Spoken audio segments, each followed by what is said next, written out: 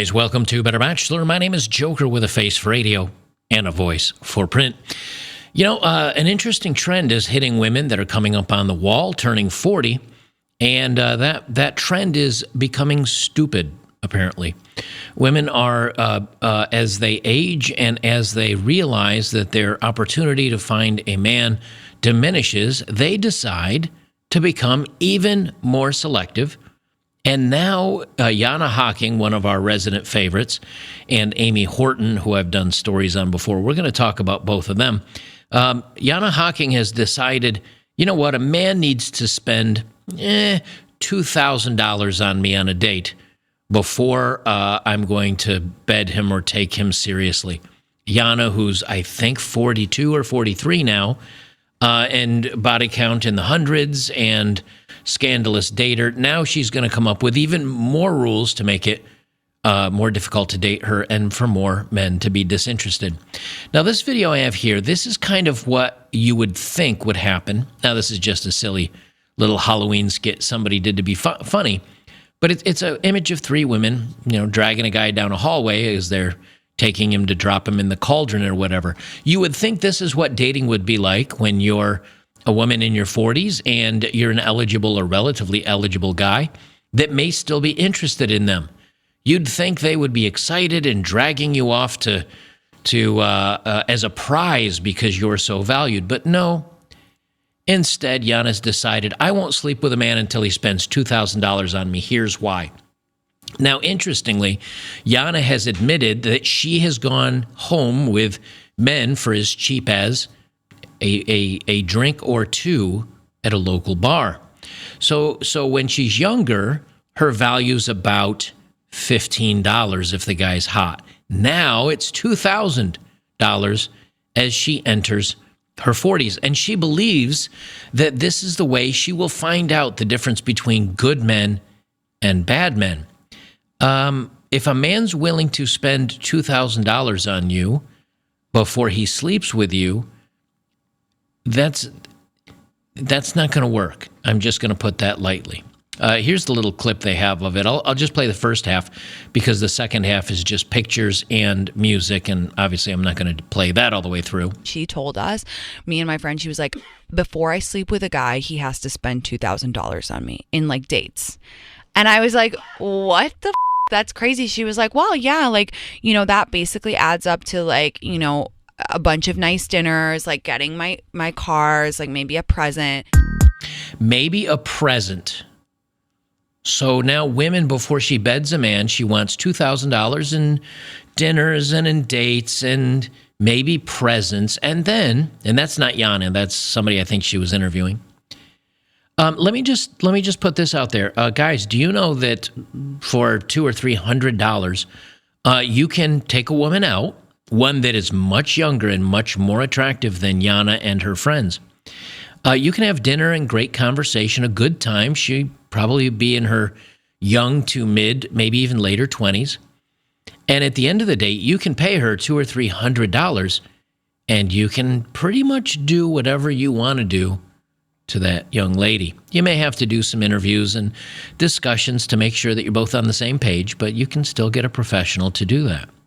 So you could really have, I don't know, between 7 and 10 dates with a younger, more attractive, and granted much more, less long-term material, but you could still go out and have your fun.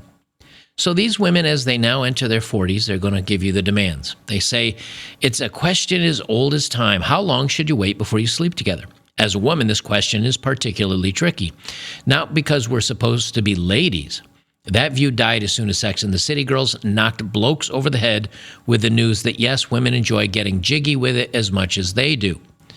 No, it's much trickier for women because, thanks to podcaster Joe Rogan, we've all heard about the frightful post-nut syndrome.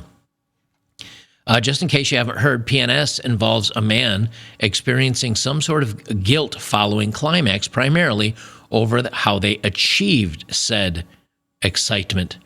The feeling could be the result of having an affair, watching the spicy stuff on the web, or hooking up with someone they don't actually have genuine feelings for. Shocking. You mean men, just like women, go out and sleep with other human beings because they're a little riled up, and then afterwards, after the clarity comes through, the guys will say, man, now that I got that out of my system, this probably wasn't such a good idea. Yeah, guys do that. Guess what? Women do it too. Men's recourse afterwards is, man, I got to stop drinking so much, or maybe I gotta knock one off before I go out with a date with the girl that's probably 30 pounds overweight. When women tend to regret it, either they will blame the guy for, I don't know, tricking them, lying about them, giving them too many drinks, or in some cases they will decide to contact the law and say that he did something inappropriate. However, both men and women both do this, and they both have regrets afterwards. She says, Rogan explains it best by saying, you realize you made a mistake, especially if the woman is really into you and you're not really into her. You're like, oh, I made an error. And then boy, do you feel like an a-hole. But I'm just being honest. I got tricked by genetics.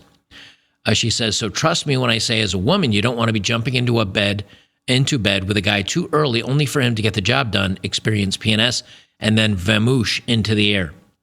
Now, if you've watched my other videos on Jana and some of her own articles, Jana is the first to admit that over wine and brunches and meeting a guy that seems a little scandalous and interesting and attractive or athletic, she's admitted many times that she's happily jumped in the sack with these men, even though she knows that it wasn't boyfriend material and he wasn't a keeper. Why? Because she got the butterflies and the tingles, and she figured, you know what?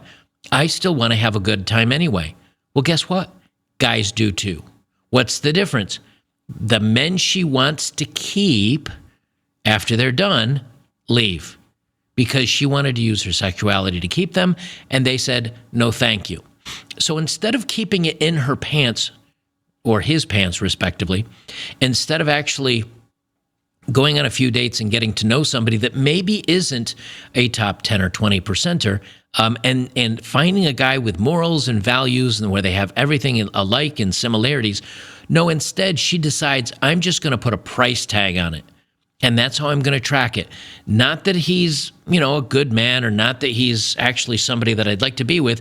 No, he's going to have to spend a lot of money in dates to make sure that he doesn't vamoosh after the fun. She says, I honestly think there's nothing more brutal than being ghosted after sex. Mortifying. Well, what would solve that is maybe not just sleeping with men right away because you find them attractive or hot to trot. And then if you did that, they wouldn't be ghosting.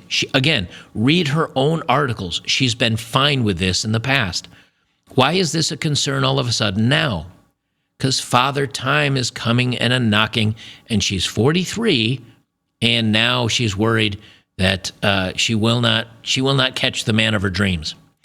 She said, so when I heard about this brand new theory about how long you should wait before having sex, I leaned in. Now, quick disclaimer, when the answer was first put to me, I literally made the f sound. Yes, be warned, it sounds ridiculous. That's because it is. But give it a second and let the theory sink in, and you may eventually come around to it. I discovered it last weekend during a road trip while listening to a great dating podcast by a woman called Tinks. Yes, fabulous name. She was going through a list of dating non-negotiables and casually mentioned that a friend of hers has now made a point of not sleeping with a guy until he's spent at least $2,000 on dates with her. Yes, you read that right, a whopping $2,000. Has no one heard of the cost of living crisis? Well, that's true. I mean, with the cost of living crisis now, that might not take so many dates. Let me ask you this. Is it the number of dates you go on? Because if that's the case, wouldn't a walk in the park and maybe going to a matinee that's not very expensive, maybe having a cup of coffee, just meeting up and hanging out, going over maybe on date 3 or 4 or 5 after you're comfortable with the person and you can trust them, what about going over to his place? Not for the next Netflix and chill, but for the next Netflix, for the maybe cooking a meal together. And, it's incredible, isn't it, that you could actually maybe go out to someone's home for a date on date 5 or 6, cook a meal together. I actually did that with one of my ex-wives. She came over, we cooked a dinner together. We both put our own kind of I don't know, favorite spices and things in there. We cooked together. We sat down and ate, and it was like, I don't know, $20 or $30 worth of groceries. See, if she really felt that way about it, it would be by date 10, something like that. But it's not how many dates they spend together, because let's face it, if they're just going to the park, well, that doesn't cost any money. If they're just meeting up and cooking together, that doesn't really cost any money. That's not what's important to Jana. What's important to her is to find out, is he willing to spend? Now, if you ask me, that makes her nothing more than a very slow acting, lazy professional. I mean, if we're talking about money until how long you sleep with somebody, that's kind of professional behavior. If she were to say a number of dates, all right, or getting to know somebody, or X amount of hours in conversation, we'd be on a whole different discussion. She says, no longer are we basing the decision on time, aka 3 to 5 dates. We're basing it on cash money, specifically $2,000. So like I said at first, I was feeling a little outraged. Now, why are they not basing it on the length of time? Because they want to see if the man's an earner, even if it's not right up front. She says, surely you can't hold a man to that. Plus, in this day and age, shouldn't we be paying for half the bill anyway? Okay, that's a debate for another day. But is it really, though? Women are the ones saying, well, we're feminists, we're strong, we're entitled, we're power. We make as much money as men. No more glass ceiling. Okay, then pay your way. No, I want a traditional man. You're not a traditional woman. We've discussed this. She certainly isn't a traditional woman in any way, shape, or form, especially since she's well into her 40s. No kids. I don't think she's ever been married, and her body count's in triple digits. She says, then I let my mind wander to the couple of gents I've jumped into bed with after 3 to 5 dates, and I thought, sheesh, if I was living by that theory, I could have probably avoided a couple of mistakes. Okay, but you know what? You could have avoided that mistake if instead of date 3 or 5 jumping into bed, you waited until date 7 or 10. Same avoidance, just without the money. And here's another thing, and this is what all these women get wrong. And I've said this, 100 times in my videos. Establish the relationship before you establish the bedroom. In other words, before you sleep with each other, say, I am looking for a long-term relationship. I would like someone to be like a boyfriend-girlfriend serious relationship. I'm working my way towards finding my forever after. Is that where you are? Now, if a man says yes, and then he sleeps with her, he's a scumbag. He lied. But I think nowadays, a lot of guys, especially guys that are Jana's type, that are probably successful, good-looking, and everything else, say, I'm more in the casual market right now. And then she could say, okay, we're not on the same page. Let's call this off. And you can establish that on date 1, date 2, somewhere around there. Then she wouldn't have the same mistakes. Do they think of that? No, because that requires forethought and accountability. Women don't have that, so what does she do instead? They decide to put a dollar amount on it. She said, the first reason why the new rule's kind of growing on me is that if a guy's willing to go on enough dates to warrant $2,000 out-of-pocket expense, there's a fair chance the guy's properly invested in you. She thinks of investment as money, where most of us and normal, healthy-minded people think of investment as time and having things in common and long-term goals. She doesn't think of that. Why? Because she's Jana. I mean, if a libido can withstand that many dates, he's a keeper. Okay, let's think about that in that action. Let's say he says, I really want to shag her. I'm not really sure I want to date her for an extremely long time, but she's interesting enough. I'll date her for a while. What does a top 5 or 10%er do? He's going to bounce out the door right away, which means her dates go to 0. Or option number 2, he says, okay, keeps taking her on dates and spending money, and while he's sleeping with other women. Because again, see, she's not saying, I want a long-term. She's not saying, I want to date for serious reasons. She's saying, I'm going to make him wait and spend a little bit of money. Okay, but since you're not exclusive, that doesn't mean he's not go out and getting his rocks off with another woman and still continuing to date her. See, it's still not a foolproof plan. It gets her no closer to actually finding a keeper. She says, well, unless he's super loaded and can comfortably blow $2,000 on 1 or 2 dates. In that case, I say, bugger it, I'm jumping right in. And then she says, joking. Is she really joking, though? Is she? Because I have a feeling that if he wined and dined her and said, hey, I have a private jet and let's fly. She's in Australia and maybe they're in Sydney. He says, let's take my private jet out to, I don't know, wherever, Melbourne. Even though it's a private flight, we'll go out there, I'll wine you and dine you for the weekend. And they do this for Friday or Saturday. By Sunday morning, is she not waking up in his bed after being stuffed with, 9 inches of fun? I mean, would she or would she not? Because let's face it, she's done that in the past. She's dated footballers and she's dated, other sports stars. She says, the second reason I like this rule, and I think most importantly, is spending that amount of time together would get, without getting distracted by nakedness, might actually help all those icks out of the way nice and early. But again, so would a certain number of dates. The money thing just, to me, makes it seem like she wants him to be financially invested and not emotionally invested. She said, for example, I went on a couple of dates with a guy last year and felt comfortable in my decision to sleep with him after 3 dates. On the 4th date, however, I discovered he still lets his mom do his laundry for him. He is in his late 30s, and calls rosé wine rose. Eek, I can't be dating a man-child. Okay, but here's the thing. You slept with him on date 3. But then she says on date 4, she found all this stuff out. So did he spend any more money? And she says, had I waited until the 2,000 mark? Or what if you had waited until date 4 or 5 or 6 or 7 or 10? Do you see what I'm getting at? She says, had I waited until we reached that $2,000 mark, I would have discovered all this long before he showed me his dad's bod, and I could have walked away feeling slightly less guilty. Or you could have just waited an extra couple of dates. She says, perhaps if you want to be a little less, dare I say, shallow, rather than basing the decision on money, we could base it off a checklist instead. That checklist should include things like, now before I read this checklist, okay, so now she's saying, rather than be shallow, we could base it off a checklist. How long until you know these things about a man? Hey, that's a brilliant idea. Now, what are the first questions? And of course, it's the same for her. What's the first question all women ask you? So what do you do for work? That's the first question they always ask you. Why? It's a quick gauge to see A, how smart you are, and B, how much money you make. Let's read through her list. That checklist should include things like, what do you do for a job? Okay, intelligence and money. Do they maintain basic adult responsibilities like remembering to take the rubbish out, how to do laundry, can they cook a basic meal? Okay, that's fair enough. Where do they live? Yeah, you might want to know that before, say, sleeping with them. Have they been to jail? Yes or no? What for? Have they ever had an AVO? I don't even know what an AVO is.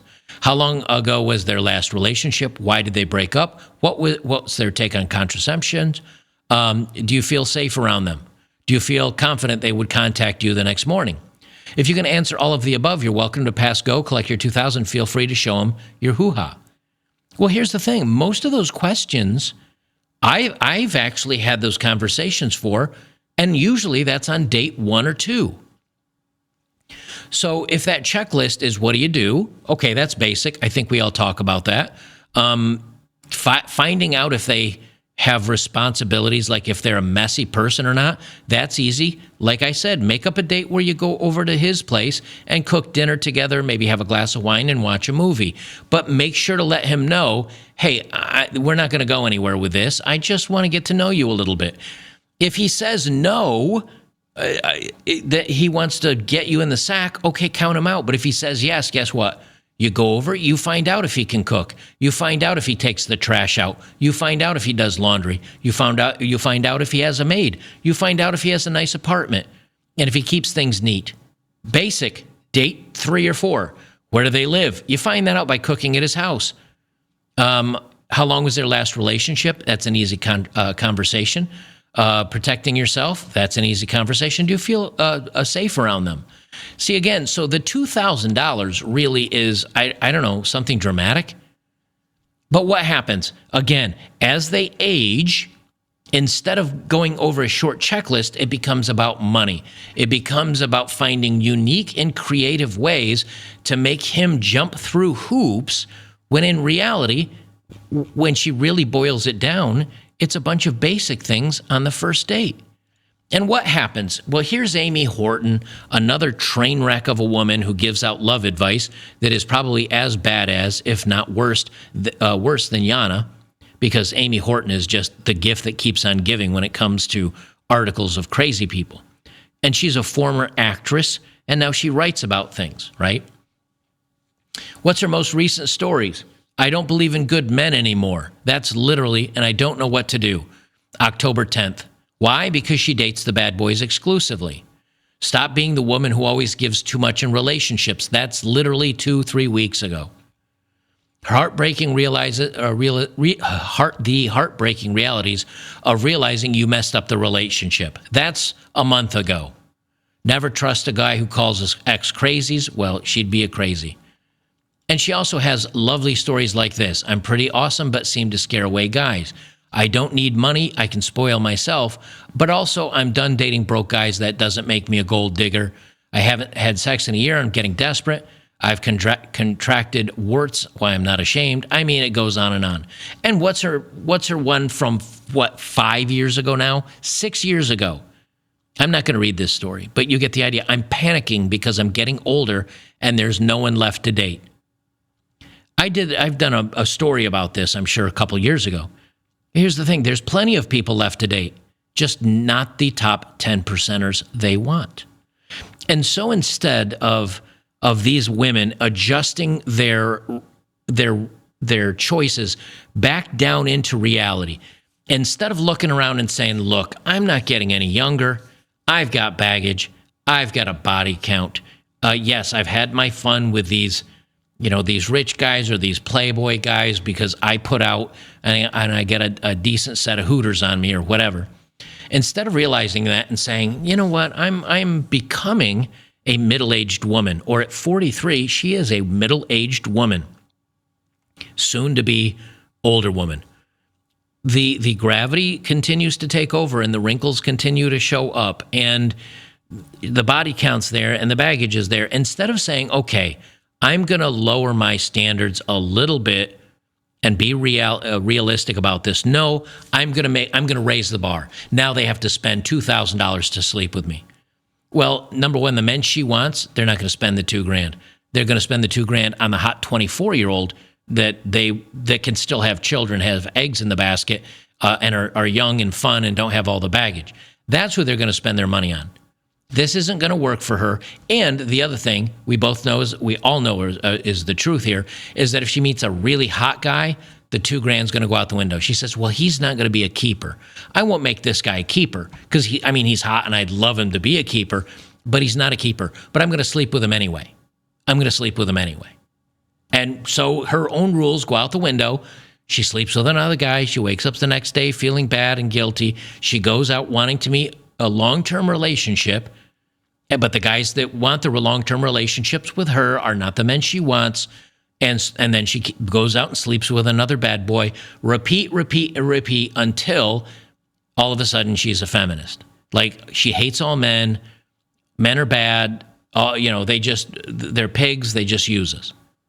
Normally, I don't do dating profiles of the day, but I'm going to do a dating profile of the day here on YouTube. Because normally because I usually get into a rant and I start cursing a lot. And I don't do that over here on YouTube. That is a locals only thing. But I'm going to read this because this is from Sarah, who's 35 years old, and somebody liked her. She liked whoever is swiping. Now, we don't know this guy's profile, but nonetheless, he thought this was amusing. She's an artist, a musician, a writer, and a designer, which probably means she doesn't make any money. She's a very artistic type, but doesn't make much money. She says, I'm looking for a committed relationship that will lead to marriage. Okay, that's fine. She's 35, that's fine. But then she's going to start the rules. You introduce yourself properly. You must be intellectual, successful, cultured, well-educated. So already she's like, hey, I want to get married, but you must be a very, very successful cultural, 10%er.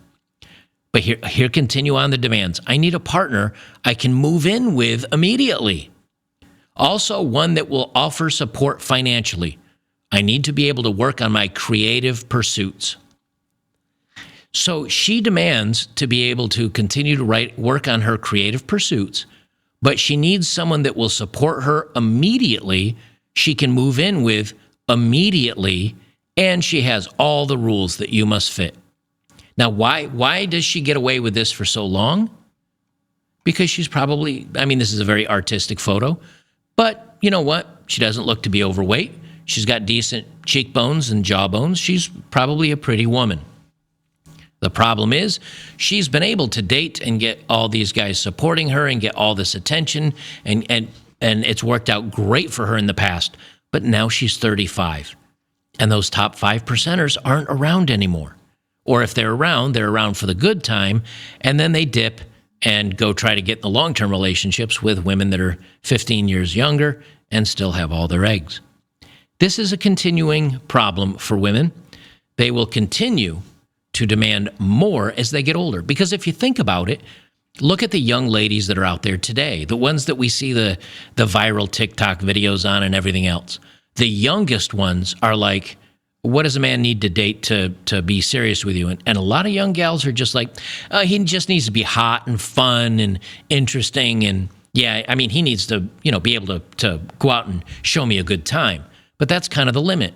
Then as they get into their later 20s, he's the, as a matter of fact, I think I have a video on this. Hold on a second. Let me pull this up. I recorded this. Let me pause this. I'll pull this up. 1 second. Okay, this is a clip. I basically I do a web capture. I use software to do a web capture. And then I format it and edit it. And a lot of times that's the intro clips you see on my videos. I was going to do this as an intro clip. And then I said, you know something? It's actually very fitting right here. I'm going to play it right here for us. Now, obviously, I haven't formatted it, so it looks like crap, and I can't zoom it in. But what's important is for you to listen to what they say. Now, this is from Courtney Ryan's video that I actually did a video on, and somebody grabbed that and smashed it together and made a short little clip out of it. These are the women that are now in their later 20s who are thinking about long-term boyfriends, families, husbands, and this is what their expectations are. What would you want his income to be? I feel like this is gonna sound bad. I feel like 300,000. I would have to say 127, probably 150 to $250,000 a year. $500,000. Is that bad? 150, maybe to 250,000 a year would be comfortable for sure. I was just having this conversation with my friend, and she was like, "You have to." And I don't know if this is copyrighted music, so I may have to mess with this a little bit. 650,000. So you said you. So 650,000 was the last one. And I know that was a little hard to hear. I'll fix it in post probably, so it's a little bit easier. I could have grabbed it straight from Courtney Ryan's, but this is just one of those last minute things. I was like, let me throw this in here. These women are wanting, $100, $200, $300, $500, $650,000. That's what they want from their prospective man. Now, they could find a guy that makes that, but statistically, he's not going to be 6 feet tall. Statistically, he's not going to be good looking. So he's not going to, this is not the same guy. A guy making, in his 30s, 35, he's going to be, I don't know, YouTuber maybe. If he's got a really successful channel, much more successful than mine. He's going to be a network engineer. He's going to be maybe a financial guru on Wall Street. Those guys aren't usually squeezed out at 6 feet tall and they hit the gym for 2 hours and are extremely muscular. So the odds of them finding all this in one man it's not going to happen.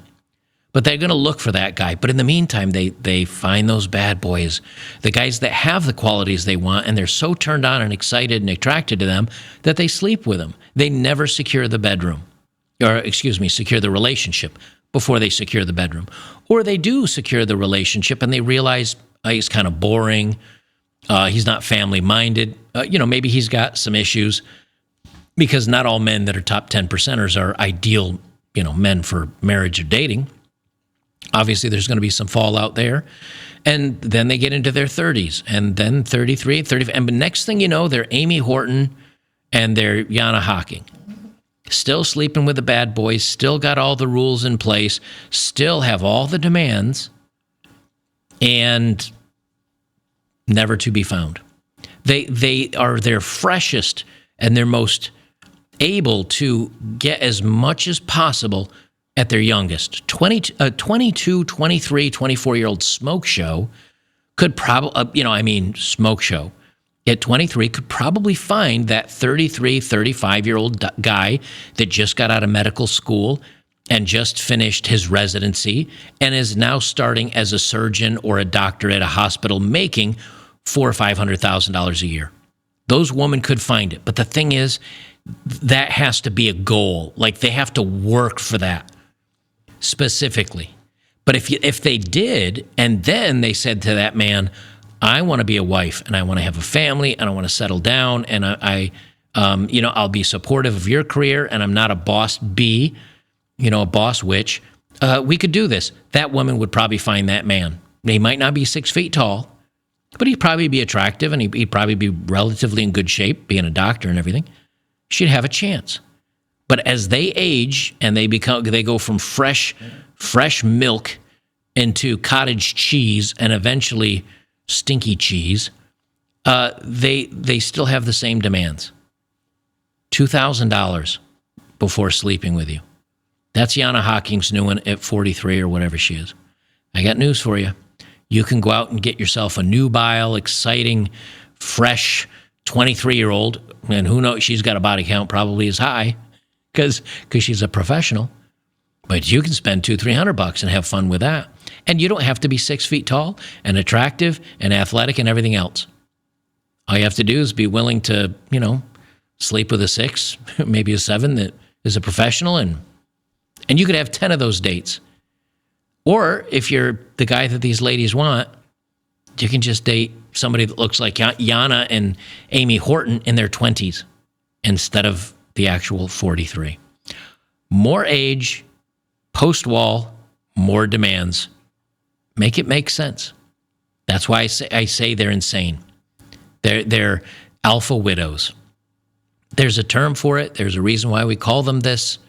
It's because they've had the best and they can never settle for less. Guys, if you're here on YouTube, please join me over on betterbachelor.locals.com. I do movie streams on the weekends, and I do some streams of NFL. I like to watch the Buffalo Bills.